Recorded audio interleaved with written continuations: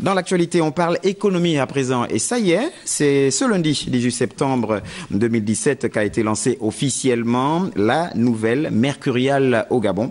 Et c'est Régis Simongo Tatangani, le ministre de l'économie, de la prospective, de la programmation et du développement durable, qui a donc présidé la cérémonie à laquelle on prépare opérateurs économiques et syndicats des consommateurs.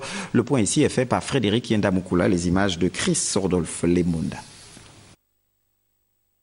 Ça y est, la nouvelle Mercurial est effective déjà sur l'ensemble du territoire national. La cérémonie de lancement officiel a été précédée de la signature d'un protocole d'accord entre le ministre de l'économie, Régis Simongo, et les différents acteurs de l'univers de la consommation. Nous avons prévu la mise en place d'une commission technique qui va se réunir périodiquement pour voir l'effectivité de l'application de la mesure sur le terrain.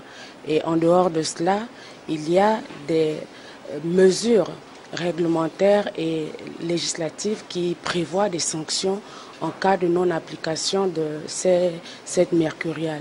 Et donc à cela, je voudrais déjà préciser qu'à l'issue de la période de 15 jours consacrée à l'affichage des prix, il est prévu que soit immédiatement lancée la phase répressive.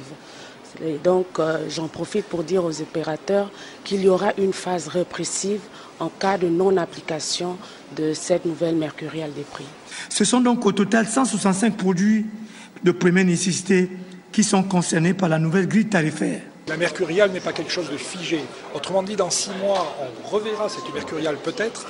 Et c'est au vu de l'évolution des prix internationaux dont nous dépendons tous. Ce n'est pas les opérateurs économiques gabonais qui font les prix internationaux. Le prix du lait, le prix du beurre vont varier.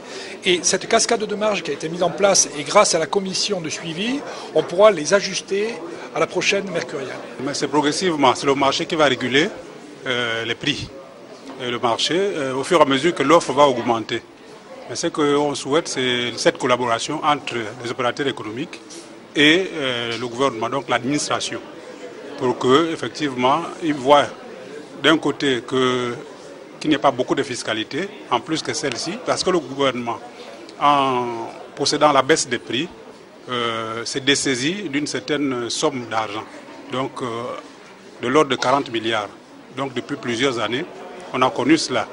Mais c'est l'impact. Nous, en tant que protecteurs de consommateurs, on demande l'impact de cette mesure sur les populations.